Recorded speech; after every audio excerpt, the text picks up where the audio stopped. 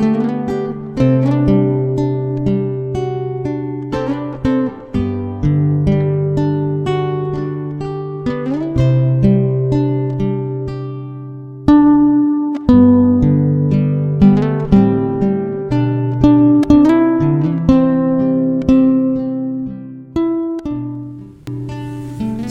selamat sore Ibu Bapak, Saudara-saudara yang diberkati oleh Tuhan kita Yesus Kristus.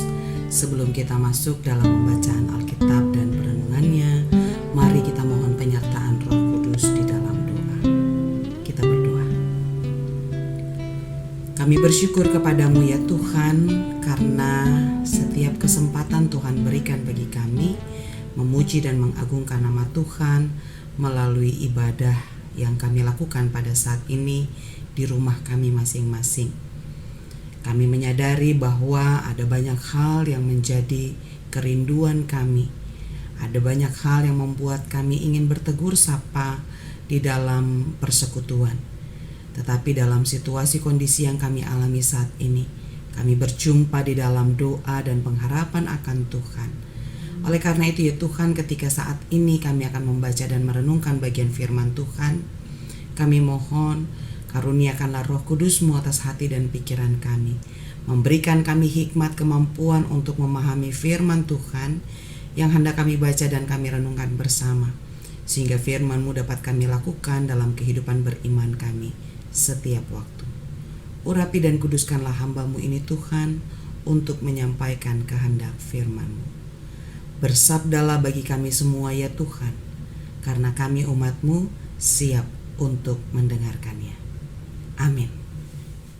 Saya akan bacakan bagian firman Tuhan dalam Ibrani pasal 12 ayat 12 hingga ayatnya yang ke-16. Demikian. Sebab itu kuatkanlah tangan yang lemah dan lutut yang goyah, dan luruskanlah jalan bagi kakimu, sehingga yang pincang jangan terpelecok, tetapi menjadi sembuh. Berusahalah hidup damai dengan semua orang, dan kejarlah kekudusan. Sebab tanpa kekudusan, tidak seorang pun akan melihat Tuhan. Jagalah supaya jangan ada seorang yang menjauhkan diri dari kasih karunia Allah, agar jangan tumbuh akar yang pahit, yang menimbulkan kerusuhan dan yang mencemarkan banyak orang.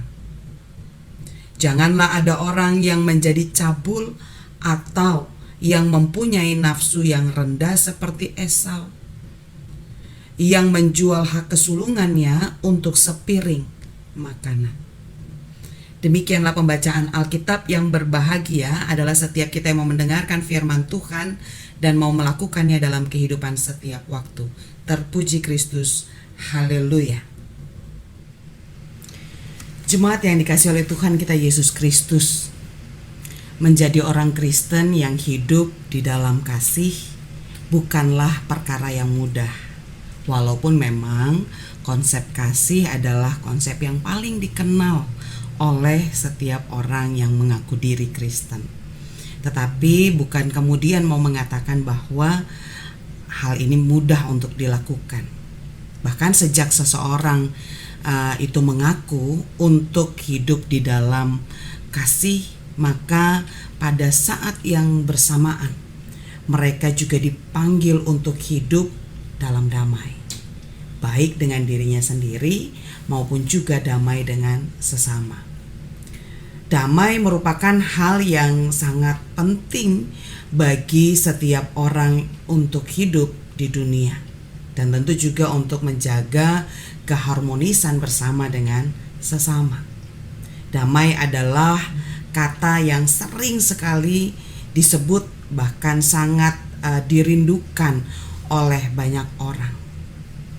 Kenapa damai itu sangat penting? Lalu kenapa setiap orang itu merindukan damai?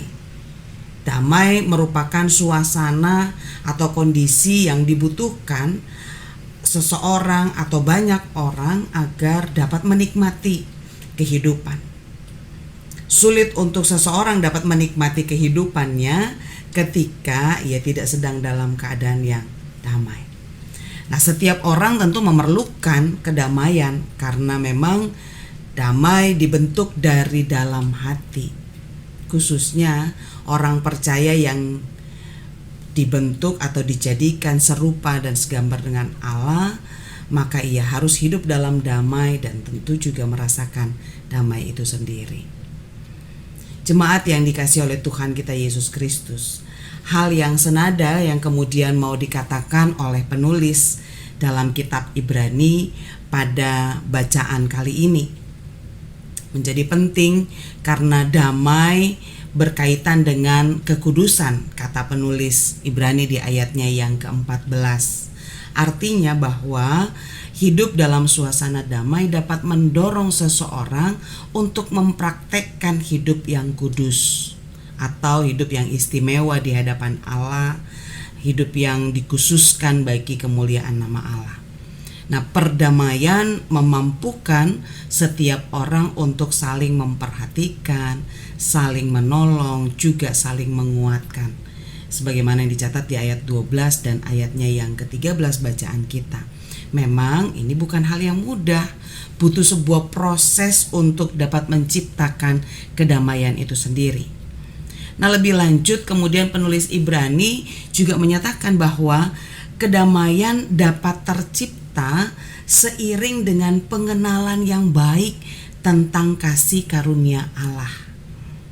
Kasih karunia Allah adalah berkat yang mengarahkan seseorang untuk menjauhi kebencian, kedengkian, atau juga mendekati penguasaan diri, sehingga tidak mencontoh apa yang dilakukan oleh Esau yang dituliskan di ayatnya yang ke-15 sampai 16 tadi, hanya karena untuk menukarkan dan memuaskan rasa keinginannya atau rasa laparnya pada saat itu, lalu dia berkenan menukarkan hak kesulungannya hanya dengan semangkuk makanan. Jemaat yang dikasihi oleh Tuhan, dengan kasih karunia Allah yang dapat mendorong seseorang untuk hidup damai, maka bibit akar pahit yang dapat memunculkan atau muncul kebencian dalam hubungan antar sesama itu juga akan dikikis sedikit demi sedikit.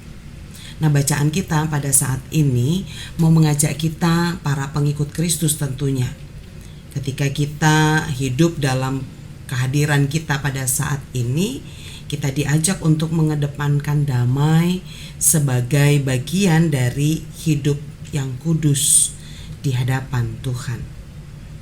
Tidak dapat dipungkiri memang bahwa dalam hidup itu masalah-masalah yang kita alami seringkali muncul dalam relasi kita dengan sesama. Hal itu terkadang membuat kita mudah tersinggung, membuat kita menjadi sulit mengendalikan diri, lalu kemudian membuat kita menjadi mudah marah, bukan lagi punya kecenderungan untuk bagaimana kita mengevaluasi diri, bagaimana kita berdoa, bagaimana kita mengampuni sesama. Bahkan kemudian akhirnya tanpa kita sadari, kita juga sedang menyemai benih-benih yang akhirnya dapat menumbuhkan akar pahit itu sendiri. Nah, jemaat yang dikasihi oleh Tuhan, akar pahit yang kita semai dan yang tumbuh dalam hati dapat menghancurkan bagi hati orang-orang yang ada di sekitar kita, menghancurkan orang-orang yang kita kasihi, dan bahkan kemudian dapat menimbulkan kesengsaraan bagi banyak orang yang ada di sekeliling kita.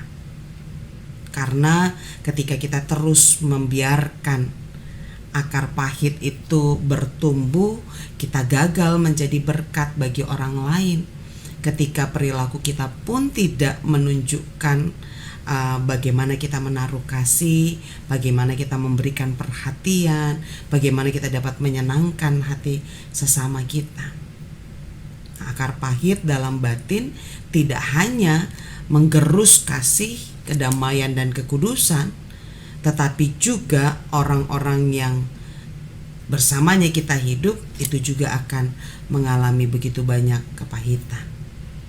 Nah, oleh karena itu, Bapak, Ibu, saudara-saudara yang dikasihi oleh Tuhan kita Yesus Kristus, jika pada hari ini kita menyadari bahwa masih ada akar pahit yang muncul dalam relasi kita dengan sesama, relasi kita dengan suami atau istri, atau dengan anak dan orang tua kita, bahkan orang-orang yang kita hormati, kita kasihi, maka marilah dengan firman Tuhan yang kita dengarkan pada saat ini, kita menyingkirkan benih-benih akar pahit itu, agar dia tidak terus bertumbuh di sekitar kita, yang akhirnya hanya akan menimbulkan rasa yang tidak pernah damai di antara kita dengan sesama kita.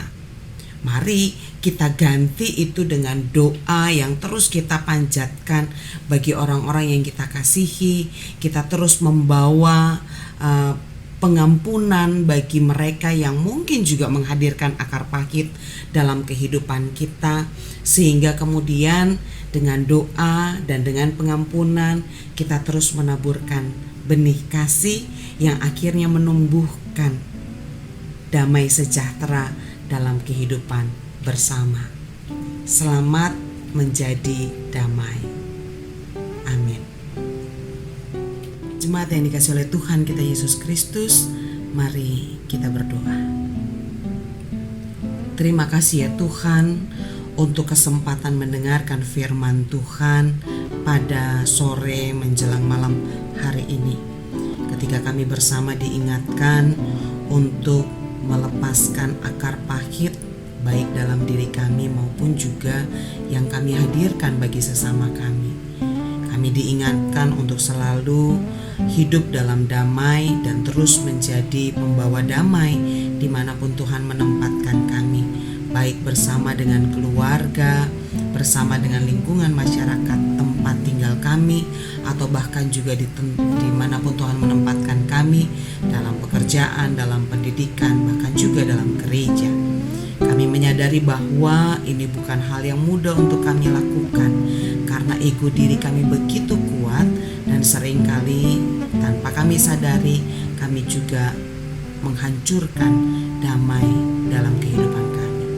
Oleh karena itu ya Tuhan, biarlah Roh Kudus-Mu terus menerangi hati dan pikiran kami, agar firman Tuhan yang kami renungkan pada saat ini dapat kami terapkan, dapat kami lakukan dalam kehidupan beriman kami setiap waktu, agar dimanapun Tuhan menempatkan kami, kemanapun Tuhan mengutus kami, kami terus membawa damai sejahtera-Mu bagi dunia ini.